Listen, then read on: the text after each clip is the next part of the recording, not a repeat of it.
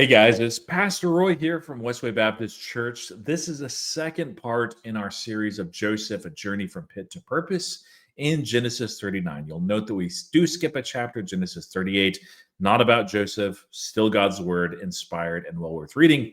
But we're looking at today, Genesis 39, when bad goes to worse. Sometimes in life it works like that we think that we've maybe hit a bottom and there's still a lot further to go. How do we respond in times like that? We have an example from the Bible of Joseph. Joseph had lost much, and this is a good reminder of this in verse 1. Joseph had been brought down to Egypt, and Potiphar, an officer of Pharaoh, the captain of the guard, an Egyptian, had bought him from the Ishmaelites who had brought him down there. And so we actually see that Joseph had lost, of course, family, that his family had turned their back on him. His dad thought he was dead. His brothers betrayed him. He lost his freedom as well, that he was enslaved and would not be likely to have his freedom at any point. And, it's more superficially, but he lost his coat as well. That was a symbol of his glory and his favor, but not his calling. That God's purpose was not thwarted by this circumstance, as we oftentimes think in life, but instead God was still sovereign and in control as well. Now, the thing that is surprising about this, though, is oftentimes when we're going through life and things are just going from bad to worse, we can even start to question ourselves and say, hey, did I do something to offend God? Did I use some bad language? Did I adopt some bad habits? Did I not give like I was supposed to do? Am I not following God's will? What's going on? Why are things so hard and so difficult? And Joseph, we don't have an indication of this. He may well have, because he's a human like all of us, wondered as well if God was really with him, what he had done. And yet we see right here, the Lord was with Joseph. We'll actually see that a couple of times. That is a stark reminder that God is with us, that the Lord was with Joseph. Just because circumstances turned against us and it's very difficult doesn't mean that God isn't with you. That doesn't mean that he's not working out his plan in your life as well. But so the Lord was very much with Joseph. The Lord was with Joseph and he became a successful man. Now, I don't also know about you, but I wouldn't define success as being a slave. But that's one of the things we need to look at too, is we need to make sure that we define success in the way that the Lord wants us to. So he became a successful man, and he was in the house of his Egyptian master. His master saw that the Lord was with him, and that the Lord caused all that he did to succeed in his hands. So Joseph found favor in his sight and attended him, and he made him overseer of his house and put him in charge of all that he had. From time to time, from the time that he had made him overseer in the house and over all that he had, the Lord blessed the Egyptian's house for Joseph's sake. The blessing of the Lord was on all that he had in house and field. So he left all that he had in Joseph's charge. And because of him, he had no concern about anything but the food he ate. And so we can see right here, that's the end of Genesis 39. Everything is hunky-dory. He's still a slave, but man, he is second in control of a very prominent man's house. Things are really good. God's blessing is on him. So everything he does is a success. Potiphar sees that, recognizes it, and says, you know what? I'm just going to worry about what is for dinner. And outside of that, Joseph, you just run the show. The end. But that's not the end. There's more to this text. There's more in Joseph's life as well. But that's oftentimes the way that we think that life should be, is like, okay, we're brought very low and God redeemed us and brought us from the pit and things are going really well. And then we die one day and we go to heaven and that's it.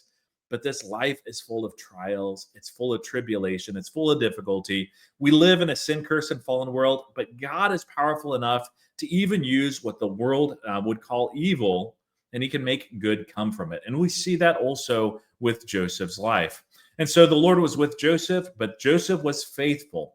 That's the main thing that we need to remember from Joseph right now. Joseph, it says, was a handsome man in form and appearance. And after a time, his master's wife cast her eyes on Joseph and said, lie with me. But he refused and said to his master's wife, behold, because of me, my master has no concern about anything in the house, and he has put everything that he has in my charge. He is not greater in this house than I am, nor has he kept back anything from me, except you, because you are his wife.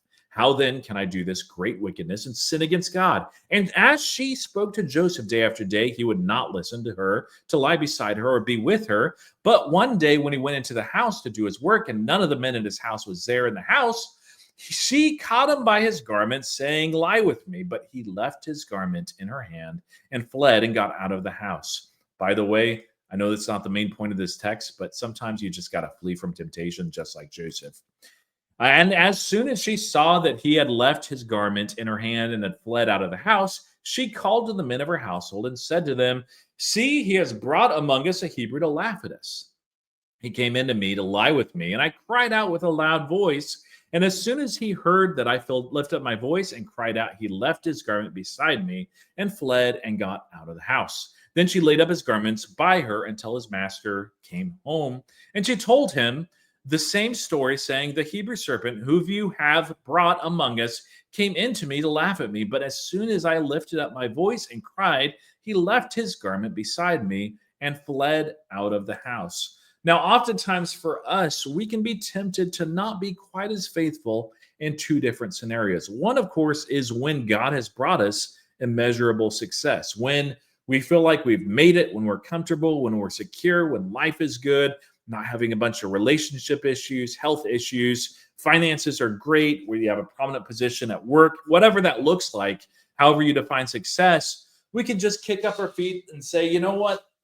I'll still be faithful. I'm not going to forsake God, but maybe just a little bit less faithful. And that's hopefully not your tendency, but it can be human tendency as well. Joseph, you don't see that he continues to run Potiphar's household well as he has success, and he's giving, of course, God the glory. Now, the other time that we can oftentimes choose to be less faithful is when we go through a very difficult time and we're accused wrongly. More on that in just a moment. So Joseph stayed faithful no matter what, even though this accusation was out there. As soon as his master heard the words that his wife spoke to him, "This is the way your servant treated me," his anger was kindled. And Joseph's master took him and put him into the prison, the place where the king's prisoners were confined, and he was there in prison. But the Lord was with Joseph and showed him steadfast love and gave him favor in the sight of the keeper of the prison. And the keeper of the prison put Joseph in charge of all the prisoners who were in the prison. Whatever was done there, he was the one who did it. The keeper of the prison paid no attention to anything that was in Joseph's charge because the Lord was with him. And whatever he did, the Lord made it succeed. And so Joseph continued to be faithful no matter what circumstance he was put in. Didn't matter whether or not he was getting the praise of man and from Potiphar or from his wife or household. He chose to be faithful. Now, a normal reaction after being brought up high again and then being brought down low, you might say, you know what? It doesn't matter anymore. Why should I bother being faithful? Why should I bother using my gifts? Why should I bother helping others? I have to look out after number one. Besides, what has my faithfulness brought me? He's already been sold into slavery. Now he's gone from bad to worse because he's in Egyptian prison. And yet Joseph decides no matter what, he is going to be faithful. Now, oftentimes we too can say, you know what? I'm going to be unfaithful. I'm already accused of a crime. I'm paying for the crime. So, why shouldn't I have at least done it and made that compromise? I'm paying for it. This isn't fair. This isn't right. And that's not Joseph's takeaway. Instead, we need to be like Joseph in that we don't mistake circumstances for God's favor. Again, just because Joseph was put in prison and put in slavery initially and wrongfully accused doesn't mean that God isn't with him. We see right there in the text, actually twice in this chapter, that it mentions that God is with Joseph, not because of, but in spite of the circumstances that is there. And God's favor is in Joseph. We see him being risen or rising again to prominence time and time again. It's not just because Joseph is an incredible man. He is because he's faithful, but it's because he serves an incredible God. And so we need to be careful in our own life when things are not going well, when things are very difficult and challenging, to not assume and think, you know what? God hates me. He's mad at me. Now, if you've done something that's a sin, you've not repented of it, be sure you do that. But don't assume that circumstances mean that God isn't favoring you. Also know that you can't control outcomes, but you can control obedience. This is going to be one of those themes in Joseph's life and in the saga that we read, that Joseph is being faithful, and yet it feels like he's not reaping that reward, at least not yet. And in our life, the only thing that we can choose is not how things result. We can't choose whether or not we get cancer. We can't choose whether or not we have a heart attack. Now we can take care of our health and go to doctor's checkups, and we should do those things. But there are some things that are beyond our control. About 9 months ago, my oldest son was driving through a stoplight, had the green light. Somebody ran the red light and smashed into him. Thankfully, he was fine and the driver was fine as well. The car was totaled. That's not an outcome that he could choose, but he could choose how to respond. And we must make sure that we choose a response that is God honoring for those things that happen in life. And lastly, we need to learn how to define success properly.